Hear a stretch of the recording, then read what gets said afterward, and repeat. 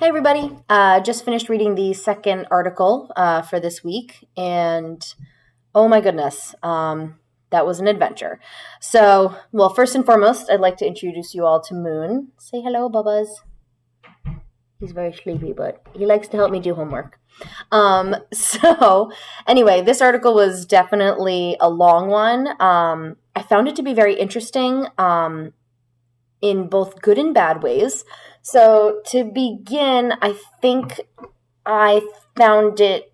I had an appreciation for the author for mentioning the, I guess, problematic term of primitivism, but I do. I'm not really sure if a solution was provided. It was sort of like they acknowledged that it's not the proper term and that it's not really respectful or accepted, but they use it anyway throughout the whole entire reading. So I'm a little confused as to what the solution was there. I did a little research myself. Wikipedia suggests we call it tribal art. And then I read, of course, the New York Times article who suggested that they're called folk, self-taught, or outsider artists. I feel like at this point it's like kind of a little ruined, but I believe that non-Western is probably the most proper term. That's what I use in my art history classes at the high school level when we talk about Oceanic, Southeast Asian, and an African art and indigenous art. So, well, not indigenous. Anyway, so I found it, first of all, my opinion changed a lot throughout this reading. Upon, just the first couple sentences, my thought was that, classic Picasso, known for something that a lot of other people did first. And that did change by the end of the article because, of course, the author brings up the point that Picasso recognized the function of the pieces of non-Western art that he was encountering. So I have to give him a little credit for that, but otherwise not the biggest fan. But there are three artists being discussed: Derain, Vlaminck, and Matisse. And so the first part of this entire reading was kind of just explaining how non-Western art came to Europe and how it was interpreted and then incorporated into the modernist era of art making, especially the Fauvists. So what I think is really interesting is that the use of primitivism itself is just the term.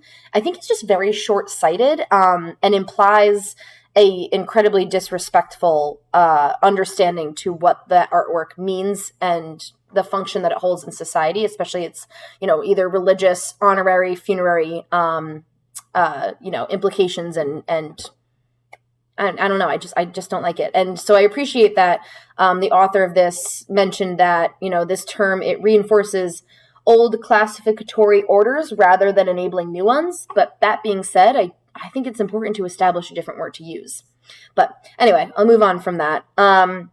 So there is definitely an acknowledgement of the formal lessons that are able to be drawn, which I thought was really important. And so, it's not that the modernists just took these objects and made them purely about themselves. They did attempt to learn from them in a way, though maybe not in the most inclusive way possible. So I also found it interesting that artists had so much to say about this, boom of non-Western art approaching or, arriving at Europe. Not a lot of scientists did. I found that really intriguing that the author mentioned that.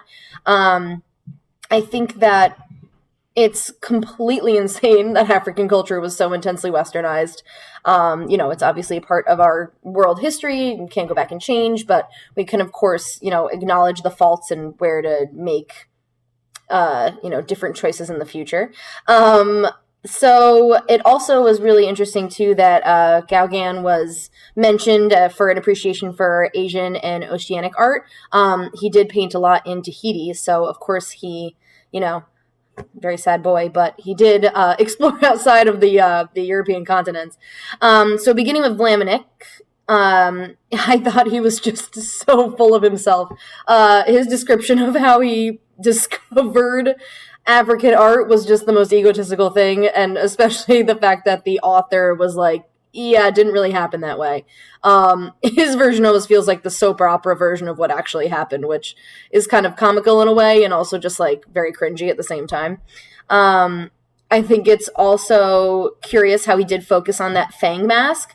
The Fang tribe that I'm familiar with in my high school curriculum is with the Bieri or the reliquary figures. So I thought it was really interesting to be able to see a representation of a mask from this part of the world as well. The piece that I study is from South Cameroon, and so while the Fang tribe is from North Gabon, it's also occupying Cameroon as well. I'll post a picture with my response.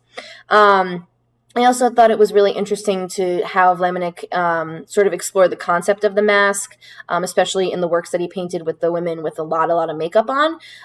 Definitely a very European interpretation of that concept of like what a mask is. So I do give him credit for kind of having the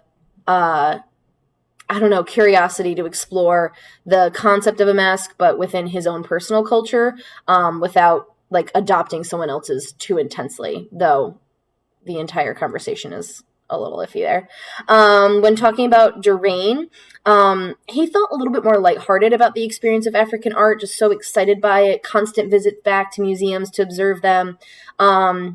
He kind of focused on the Maori gate ornaments and sculptures, but he definitely took his own modernist style, something that he was comfortable with the Impressionist movement, and applied it to his sketching translation of the objects he was observing, which in that sense becomes very disrespectful only because he changed the thickness and thinness of lines, and those types of line works are very important to people of Maori descent. I know that conversation is very popular today with actually newscasters who are embracing their Maori tattoos and kind of, just accepting, like kind of taking on their culture in a very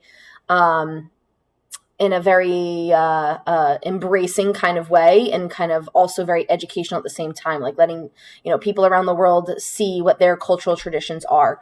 I'll have a video that I post concerning that topic as well. So there is a sense of novelty to Derain's work, which is like not the best, but I think his communication with Vlaminck is kind of interesting, also because of the letters that we read from him to Vlaminck in our writing response this week. And of course, the last artist is Matisse, who claims to have interacted with non-Western art in the most direct way. Of course, he is working with figures from the Democratic Republic of the Congo. These power figures are actually really, really cool. We study a power figure in my high school curriculum. They're all about this concept of awakening spirits to enact revenge. So there's a lot of figures that have little metal pieces that have been stuck into them by Congo people who are hoping to kind of resolve community disputes through those the spirit of the figures themselves. I didn't love how he changed the color to try to suit his own artistic vision. I think there was maybe a way to adjust the colors of the vessels rather than the actual statue of that power figure itself in still life with an African statue. Although I do respect his understanding that maybe representations of African sculpture in his work wasn't the way to go, and he then returned to his own sculptures in still life with plaster figures. So I feel like there's almost like a little bit of an acknowledgement that he might have been a bit out of his comfort zone there. And while I appreciate the attempt, I think it's fair to have kind of retreated to something that he knows he can do well.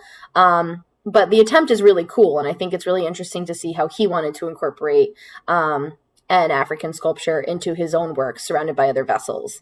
And of course, the later part of this reading revisits that concept of how difficult the word primitivism or even primitive is. But I was really shocked to read that a lot of researchers find it historically accurate. I don't think it is at all. So that was kind of confusing to me. But in summation, I felt Vlaminck, it's mentioned in the article that he's the most primitive artist, but it was really just a story filled with ego and fantasy. Derain was definitely enthralled, and I appreciate his visits to museums currently working on a additional master's in museum studies, so I support that. And then Matisse's was very direct, of course, as he claims, but it also, that timeline is a little wacky as well. And then, of course, we end with good old Picasso, which I appreciate him recognizing the function of these pieces, at the very least. A lot of the works that we study about in these non-Western units, I have to explain to my students that they are not things that were put on display and meant to be viewed as art pieces themselves, but they serve a really important function in the cultural traditions of a society. So a mask, for example, might be used for a certain ceremony for a specific person to celebrate an accomplishment, but when it's not in use, it's put away. So that removal of that function is really upsetting to me to see in art. So I do have to give Picasso a little bit of credit for at least having some wherewithal of recognizing that, which I guess makes him the quintessential primitive artist. But all in all, it is a really interesting conversation. I think it also goes along with where artwork belongs. In terms of that, an additional conversation of, do these pieces belong in the country with the groups of peoples and cultures that made them, or should they be kept in museums so that people around the world have access? Kind of confusing. So yeah, I have a lot of interesting thoughts on this discussion, and I found this article to be very confusing while also informative, and open-ended while also very decisive. So yeah, can't wait to hear what everyone else has to say, and Moon is fast asleep. Bye.